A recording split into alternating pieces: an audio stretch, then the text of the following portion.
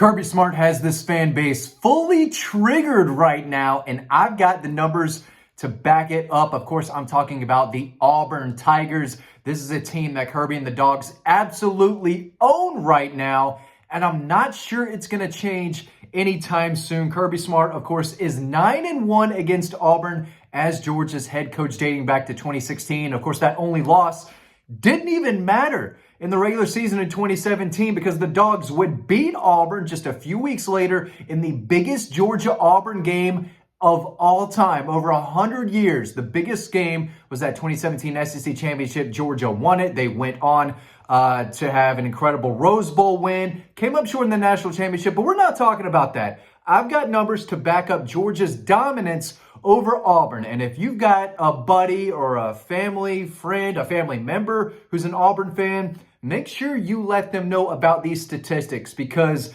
I feel like it's almost not even a rivalry anymore. It always will be. It's the longest running rivalry in the South. And it used to be, it just felt different, right? If you're a younger Georgia fan, you may not realize this, but back in the 90s and even, early 2000s, mid 2000s, this game was back and forth. But Mark Richt really gave Georgia the edge in this series, and Kirby Smart has taken off with it. And in this video, we're going to be breaking down the numbers of Kirby Smart's dominance over Auburn, especially one aspect of the game. Because going back, almost seems like forever, the team that rushes the most and is more successful on the ground usually comes out on top, and we've seen that going back over the last 10 meetings. But let's start in 2024 and move backwards. Of course, last year, Georgia won 31-13. Auburn had 137 rushing yards, which is respectable, but just short of Georgia's 141. So again, leading team that ran the ball better won the game. In 2023, that was a tight one. Georgia came back from behind and beat Auburn thanks to Carson Beck and really Brock Bowers. Dude was incredible in that game. And this was kind of an outlier because Auburn ran for 219 yards in this game. Georgia only ran for 107. You never see that happen when one team outrushes the other double, right? Just 2 times the amount of rushing yards and loses the game. But thanks to Brock Bowers and a stingy Georgia defense, Georgia kind of escaped and really stole that game away from Auburn in 23. And that was the last time Georgia played on the Plains. We'll see if that score is that close this upcoming season. 2022, Georgia won 42-10. Wasn't even close. Auburn had 93 yards on the ground, okay? Less than 100. Georgia ran for 292 and 6 touchdowns. I was in the press box almost feeling bad for those Tigers defenders. They could not tackle anyone. Of course, that was the game where Stetson Bennett took off for a 50-yard touchdown. But again, Georgia ran for 292 and 6 touchdowns, just clobbered Auburn in 2022. 2021, Georgia won 34-10. Again, some of these games, they're not even close. Most of them aren't even close. Auburn ran for just 46 yards. Georgia ran for 201, okay? A lot of these games are just lopsided, not only on the scoreboard, but on the ground. And Auburn's a team that they pride themselves on their ability to run the football. And they just haven't been able to do it against Kirby Smart's defense year after year. And I know they went for about 220 and 23, and I'm going to talk about that 2017 briefly in a second. But you look at the numbers, Georgia's out rushing Auburn in just about every contest. 2020, Georgia won 27-6, another easy, comfortable, double-digit win over the Tigers. Auburn ran for just 39 yards.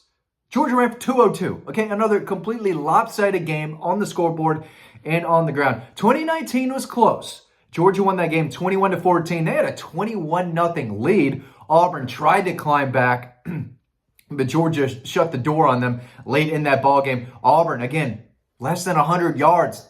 4 years in a row from 2019 to 2022. Auburn doesn't even hit the 100-yard mark on the ground against the Dogs. In 2019, they rushed for 84 yards. Georgia, once again, better on the ground. They ran for 141. In 2018, in Athens, Georgia won 27-10. Another double-digit victory. Auburn did hit the 100-yard mark there, barely. Auburn rushed for 102. Georgia rushed for 303 in that game. DeAndre Swift went for 186. He had that long touchdown run where his giant dad in the stands just doing this whole number. Another, again, easy, comfortable, double-digit win over an Auburn team that they used to have to earn that victory. They used to have to play their absolute best if they wanted to beat Auburn.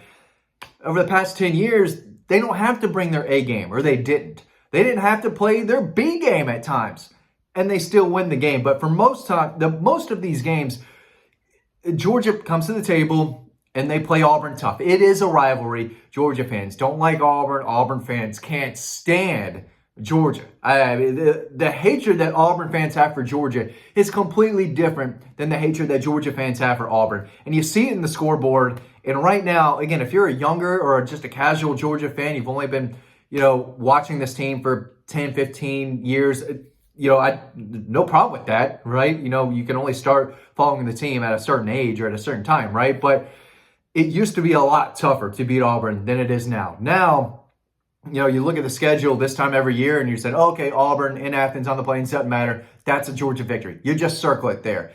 And that's been about right. That's just how it is. It didn't always used to be that way. 27 SEC title game. Georgia won 28-7.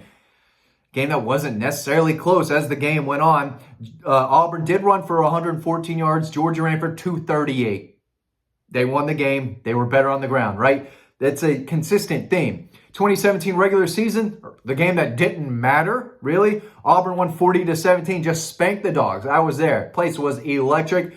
Felt like they had just won the Super Bowl. The place was going nuts. Beating Georgia is a massive, massive deal to Auburn.